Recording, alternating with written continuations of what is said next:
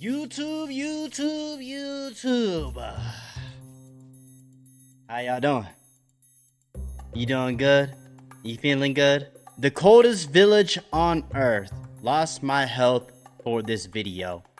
Negative 71 degrees Celsius, which is negative 96 degrees Fahrenheit, from Ruhi Sinet, or I don't know how to say his name, but I've seen this guy videos before. I saw the one where like he went to is it Venezuela or El Salvador, I think it was, and he was like, they have like a huge maximum security prison for like MS-13 gangs, you know, all that stuff. But we're not gonna get too deep into politics and that kind of stuff. But man, let's get to the video. We got, you know what I'm saying, the coldest village on earth. Come on. A frozen wolf.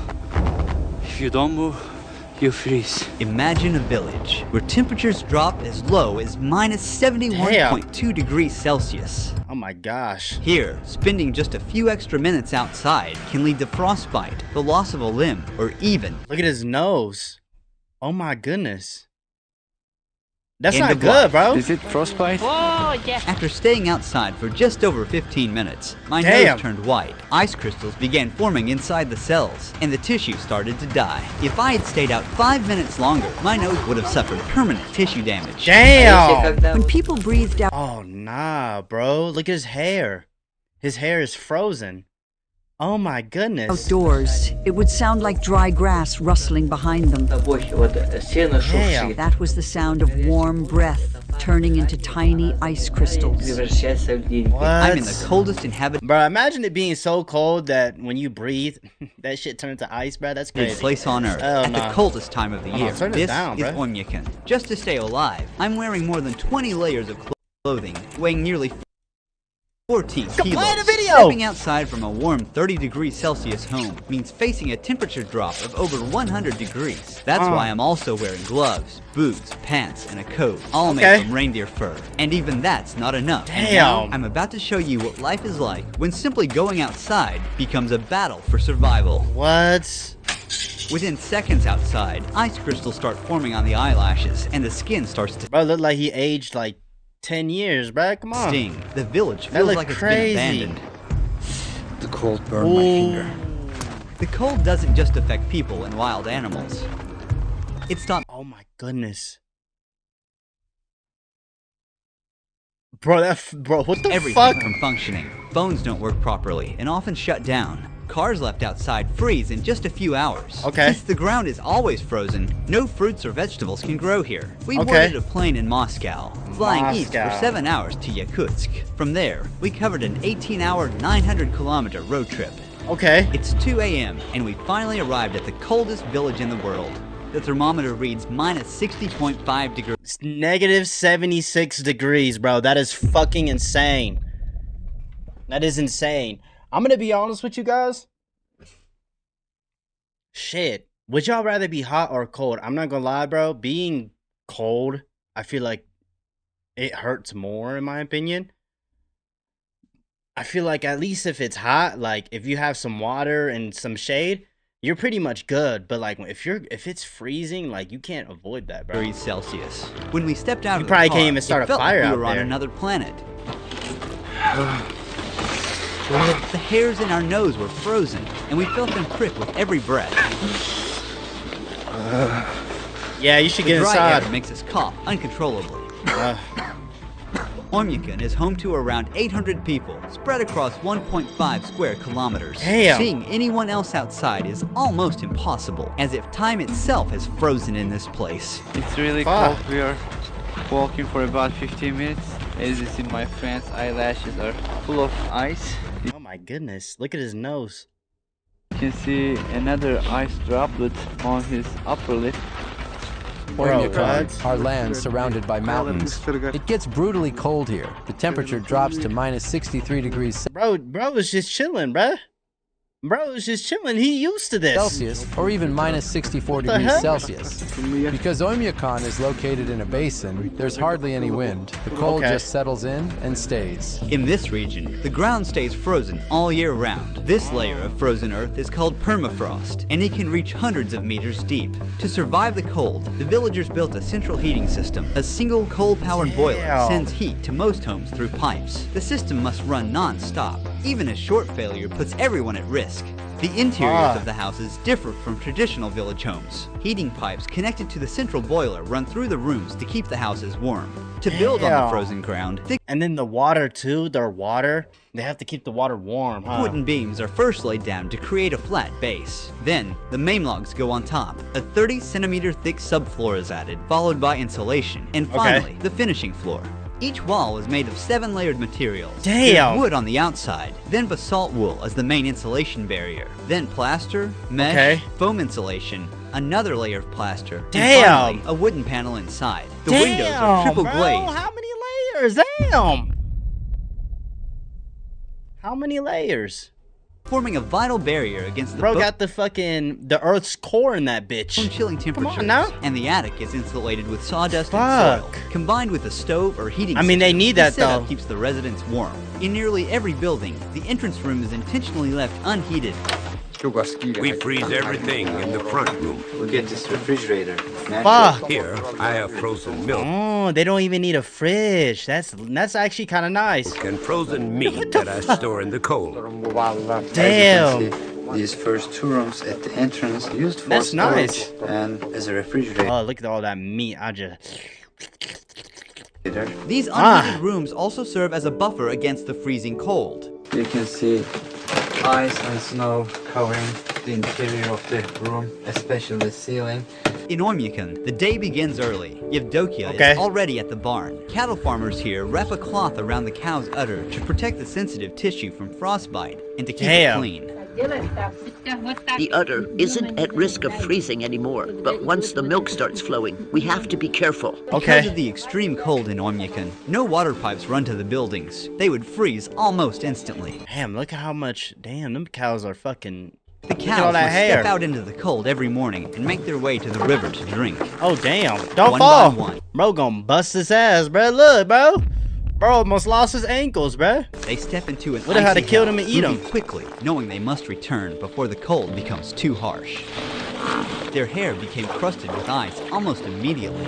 This part of the river is not frozen because it is coming fresh from the mountain. Underground spring water meets with the river and keeps this part of the river unfrozen. Then all of a sudden, my whole face went numb. I couldn't move the muscle on the left side, like I was having facial. Bro gonna have a stroke. Get inside, bro. Paralysis. When my nose started freezing, Yevdokia noticed right away. Is it frostbite? Yeah. The cold shrinks the blood vessels and eventually reduces blood circulation. Without enough warmth, water inside each cell freezes into ice crystals, causing the cells to rupture and triggering a stabbing pain and tissue to die. You should cover your face like this. Oh. He went from fingers to nubs. Oh, damn. So because damn. He's gonna have to go to the hospital. They're gonna have to. I guess they're gonna have to cut that dead skin, huh? That shit's cut. Your face. Be careful, or it might turn black. From this point on, until the end of the documentary shoot, I won't be able to stay outside for more than 10 minutes at a time, or my already frostbitten nose could get even worse. But as the documentary— Hey, bro, do it for the. There you go. Do it for the video. Drop. You know what I'm saying? Bro, imagine Mr. Beast out here. Oh, damn, y'all be cut, bro. He would have forced me out here. Stay out there, man. Further, we'll be— Nah. Let me chill. I ain't gonna lie. I feel like Mr. Beast would do some sociopath ass shit if he were to come out here, bro. Pushing out. Gotta get people in his crew and shit. You know, hey, go ahead and go outside for a few minutes. You know what I mean? Document that. What do you think Mr. Beast would do with the video out here? Just supply more warm water or something like that? To show you what he'd probably do some shit like that. Demands. Here is the cure. This is aloe and just alcohol. You soak it like this and apply it to the area that's frozen. And don't rub it, okay? Otherwise, you'll damage the vessels and the capillaries, and it'll lead to sores. Then Yevdokia began her daily chores by hanging freshly washed clothes in the yard. Within just minutes, they completely froze solid. Her clothes are completely frozen. My hands are freezing.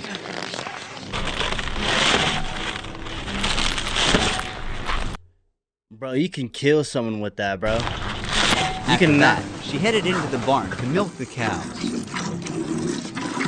I keep Yakut cows because they produce really high-quality milk. The fat content can reach 7 to Okay, bro, don't fucking put the fucking... Don't put that shit in my face, bro. Like, 8%. we don't need to see that. You can just... There you go. There are some ice and snow covering the ceiling, but here is warm. The sides are also covered in snow. You can see some droplets from the ceiling. That is because of the humidity. The air is thick with the smell of hay, warm milk, and livestock. Okay. Now we are gonna meet a horse master. We're about to see the wild Yakutian horses in their natural habitat.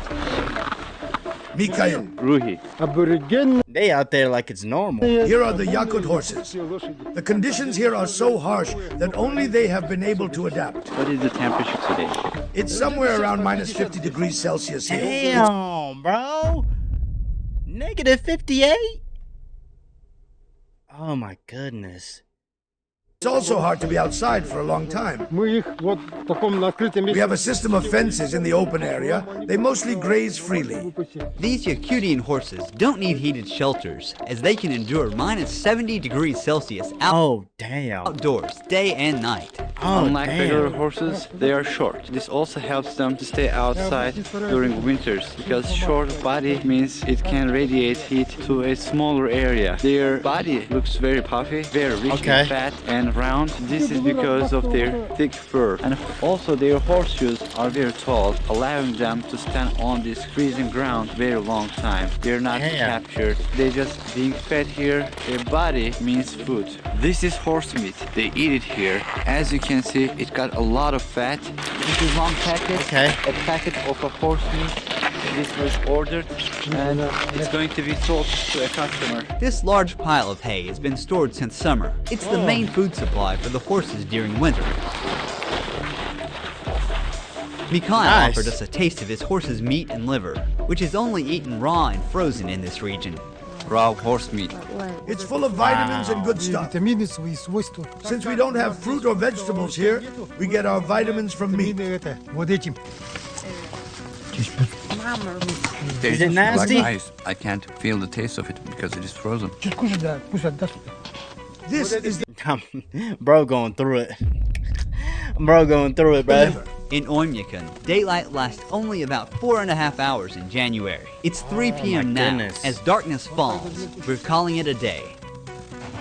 Oh yeah, for sure, bro. Before cars, animals like horses, cattle, and of course reindeer were used for transportation. Okay.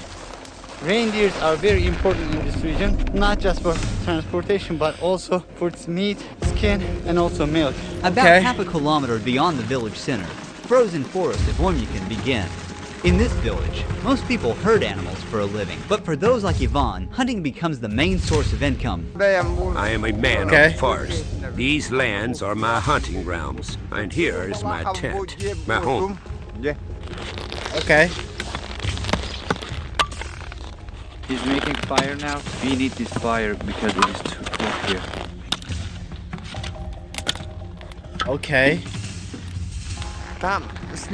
We must walk on the path. The ice underneath is Bro, what happened to his eye? He must have hit his eye or something. thin. We made our way to the frozen river to check the fishing net he had set the day before. Ivan warned our cameraman just in time. He was about to step onto a cracked patch of ice. One wrong step could cause him to fall into the water. Oh, hey! Oh yeah, and then you're fucking dead, bro. You fall into that water, you're dead. It's already negative 60 degrees out there. Imagine how cold the water is. It's probably even more colder. And get wet. In the winter, when it was just as cold, my dad was out riding his horse in the woods. He fell through the ice and started freezing right away. Realizing that there was no warm shelter nearby and no chance of rescue, he made the decision to shoot himself. to avoid a slow, painful death. Damn, what? Damn, my boy was going through it. What the hell? Nah, bro. I mean, I'm pretty sure most of us, you know, watching the video and would never want to be in an environment like this, bro. Like, dog, bro, it's insane. Oh, someone special in the lens. It's already frozen. Our deer was already struggling to work in this temperature, and now this frozen lens is useless, and we'll have to give up on it. To get the net, he's removing the ice from the hole using a small shovel. Oh, nice. The fish remained alive for only a few seconds after touching the freezing air. Water was warm. God damn, bro, what? Bro, fishing is easy out there. Well, it's not easy, I mean, but like, dealing with the fish is easy, bro. That shit froze up, bro. But now on the surface, this fish is shocked. Yeah, it's fucking instantly died. To make it easier to cut, he's warming the frozen fish by rubbing it with his hands. Damn. He's carefully slicing it into thin pieces. Frozen and raw wild fish. When it's frozen, you feel like you're just eating an ice. You should eat with salt. Fish are loaded with vitamins in the winter. Inside the tent, it's warm, but as you see, the outer part is completely frozen. Yeah.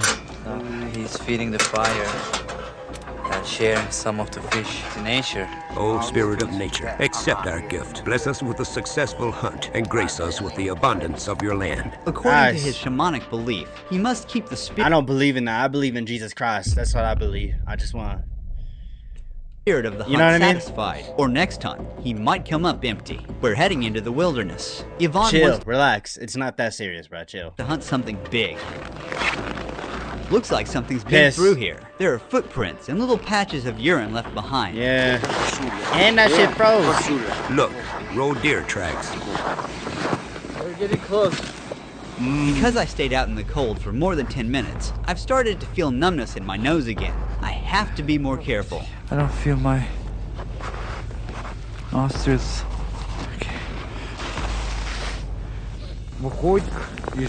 From that side, it ran towards the forest. That's where I'll set the trap.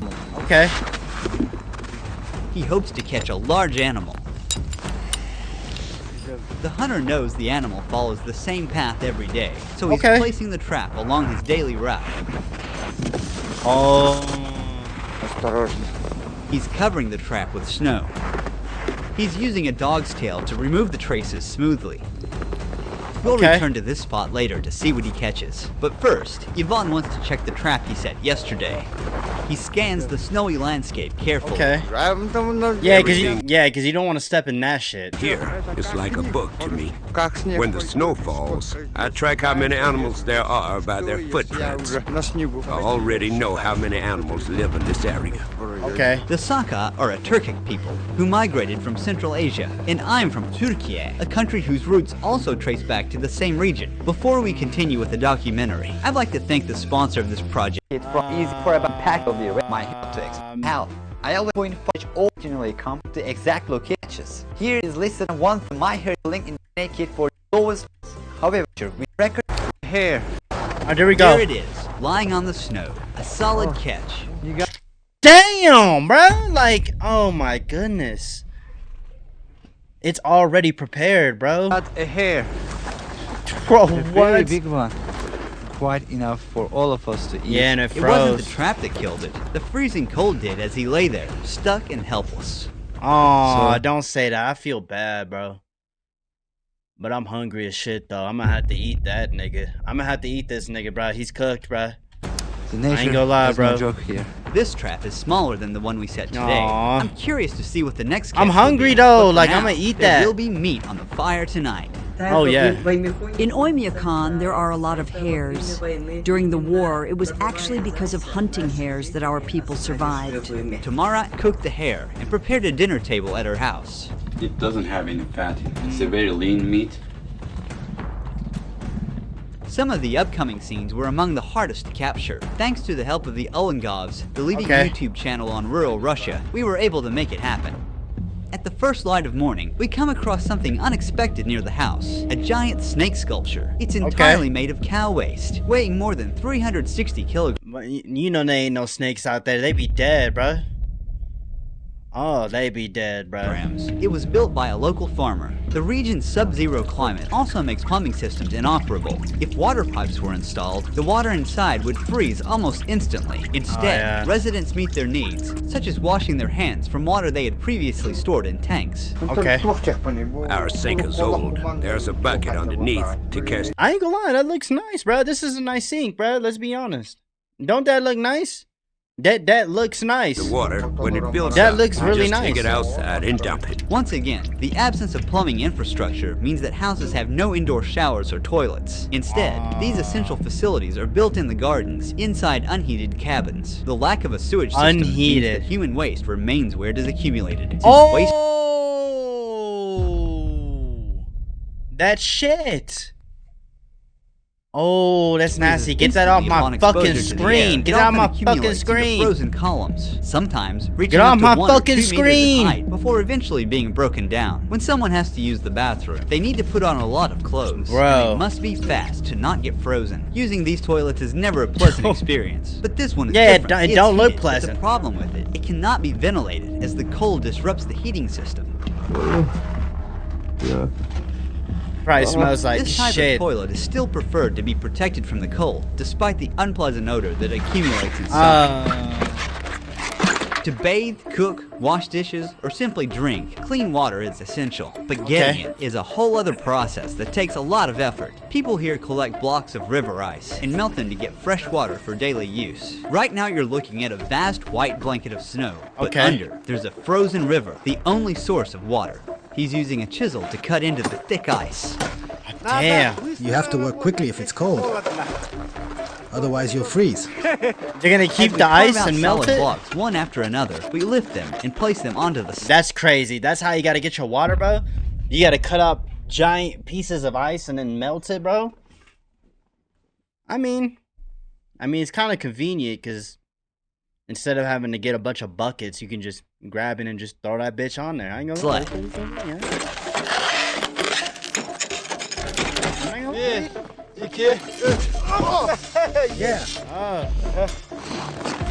We've loaded as many ice blocks as a sled can carry. Okay. Our ancestors used to transport ice with oxen. Nikolai, how long these are gonna last? I have a big family. It'll last us 2, maybe 3 weeks. Nice. That is a lot of water, though. And the thing is I don't think they even have to filter the water. These I don't think they have blocks to. are kept either in the cold room inside the house or just outside in the backyard. That looks They insane. put them in a barrel and let them melt, and then they drink it. Oh yeah, it's all popping. Look at that. That's crazy. Yeah.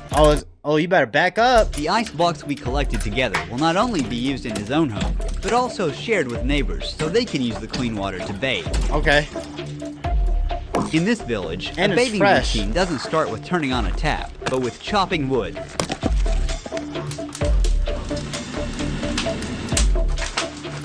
The boy is grabbing a large chunk of ice given by Nikolai, and he's bringing it inside. Our grandparents take baths for 2 hours. Okay. We usually stay for about an hour and a half. How long does it take for you to complete your bath? The whole process takes around 4 or 5 hours. Damn, bro. 4 hours, bro? Oh, damn, bro. That's insane. We bathe once a week on Saturday or Sunday. I guess once a week, I guess. Okay. Next step is to turn frozen shampoo into liquid near the stove. They're rinsing themselves using a ladle. Bro, what? When they finish, they're dressing quickly as they'll step outside from 60 degrees Celsius to minus 54 degrees Celsius, a difference of 114 degrees Celsius. Oh yeah, you would pass out if you did some shit like this. Hold on. How do you After not? their weekly bath ritual ends, the next morning begins early. It's 7:30 a.m. and children are waking up to a freezing cold morning, still pitch black outside. Thanks to this simple indoor tank, the kids can wash their faces and brush their teeth in the warmth of the house. But for other needs, the kids still have to use the outdoor toilet. Jana helps her daughters get dressed for school. The children wear many layers of clothing for their commute.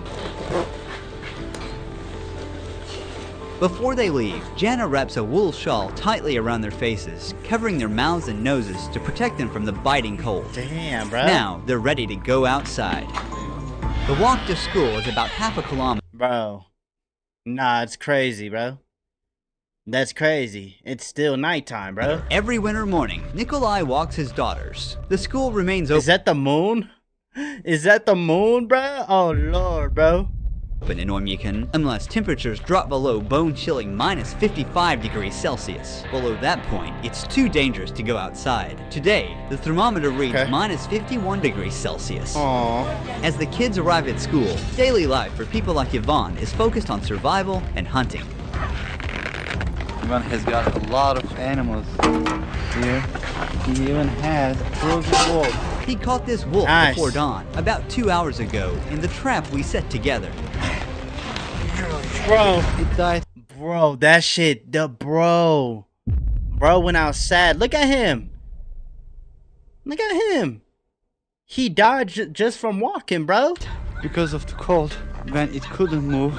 If you don't move in the cold, you die. This is a male one. Ivan will sell the skin of the wolf and take the meat of it. Oh, and yeah. Make another trap, put the meat in the trap, and he will hunt a bear. He's showing us his hunting collection. These are the pelts of the foxes he tracked throughout the winter. This one is a fully grown bear. Well, how you look? These bears were killed because they kept attacking my livestock. Every year they come onto my land, and each time there are more of them. Yeah, and he blew his fucking head off. That, you know what I'm saying? Nice, bro, nice. And The that's cold a in lot of Oymyakon meat is so extreme, even the most durable vehicles would fail without proper preparation. If a vehicle is left outside for even a few hours without the engine running, it completely freezes and won't start again without a full defrosting process. How are you planning to unfreeze your car? We'll use a jet heater. We're not sure if it'll start. Every part is frozen solid. Metal, fuel, oil, even the battery. They start by brushing off the heavy snow that's built up on the car. The tire has turned solid like Hey, that cold start, bro. You gotta let your car run for like 15-20 minutes. I'm like where I live at. You know what I'm saying? And the coldest it can get is like, I mean, it's gone like 20 degrees, 40 degrees. You know, the worst. We get like snowstorms out here and thunderstorms and shit. You know, during like the winter and shit. But negative 80 degrees out there, bro. Fahrenheit, bro. Your car's, bro, the car's pretty much done. a rock. It was minus 56 degrees Celsius. Oh yeah, outside. The tire's gone flat, not because of a leak, but because cold temperatures cause the air molecules inside to shrink. Yeah, but when it gets warm, it'll... So this to heat the vehicle.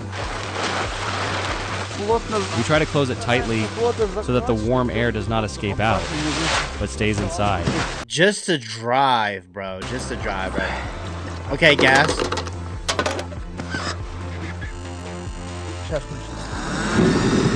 Oh, nice! And then take this one. It's too cold outside. Because of this, everything needs to be kept warm. Wow. Even the heater needs to be warm, bro. That shit probably hot as fuck already. Since the car is diesel, the diesel fuel in the tank completely froze. Okay. The car will stay like this for about 3 to 4 hours. If a local is lucky enough to have a heated garage, they can store their vehicle there for months without risking the engine. As the car was being defrosted, we made our first stop at one of these garages. The door is... Bro, this is insane, bro. Oh, no, wait, no, clap it up for these people, man. Hey, one day, in a few years, a few centuries, this place is gonna look good, bro. Here we got insulated. There is no open spot in this garage. They use this material. What is that? The walls, layer upon layer, and there are pipes here to heat the garage. We heated the car for 3 hours. Now, we're going to try starting it. The accumulator is installed. Damn, bro, they gotta put the battery back in, bro. And the oil level is checked using the dipstick. Okay, it melted. Nice. The first time he opened the door. Nice. Great. This vehicle brought back from that. Now we'll try to leave the place. Yeah, but they gotta let it run for a little bit though. In Oymyakon, survival isn't about conquering nature, you gotta but get about through the living mud. in harmony with it. Guided by Oh my ancient shamanic goodness. wisdom, the Yakut people don't fight the cold. They respect it and endure within its rules. Look, the temperature does not rise at all. Here, even the cruelest winters are met not with fear, but with ritual and the unshakable belief that nature gives as much as it. I know that boy was happy to leave, bro. He was happy to leave, bro. Nigga can finally go home to his bed and warm heater. This isn't just survival, it's coexistence. We really got it good. Huge thanks to my dear friend Turgut Ekim, who was with me every step of the way during this journey. He also filmed a video in Oymyakon where he accepted an extraordinary invitation from a local family. Bro, this and shit's captured insane. daily life in this freezing village. Also, while filming with Turgut, we jumped into a frozen river at minus 55 degrees Celsius. One of the most extreme Oh no, hold on. Who do they think they is? They think they like David Goggins? David Goggins would do some shit like this. Y'all know who David Goggins is, bruh? David Goggins would love to be in an area like this, bro. Experiences of my life. If you want to catch this unseen footage of the journey, I don't want to see you fucking pass away and die, bro. Jumping in that fucking lake. I'm just gonna keep it a buck. But ooh, damn, they got Journey to the world's coldest village. That's insane. Journey. You got the coldest village on Earth. And then you got the journey to the world's coldest village. That's insane, bro. That's insane. But that was from Ruhi Sanet. You know what I'm saying? I've seen a few of his videos. It's been a really long time, but you know, it was a good video. You know, I hope you have a good breakfast, a good dinner, a good lunch. This is an experience. We get to see other people's experiences, what they go through. You kind of realize how good we really fucking got it. You know what I mean? If just living in America compared to this place, the worst parts of America is 10 times better than this bitch. So, yeah, man. Y'all have a good night. I love y'all. Peace.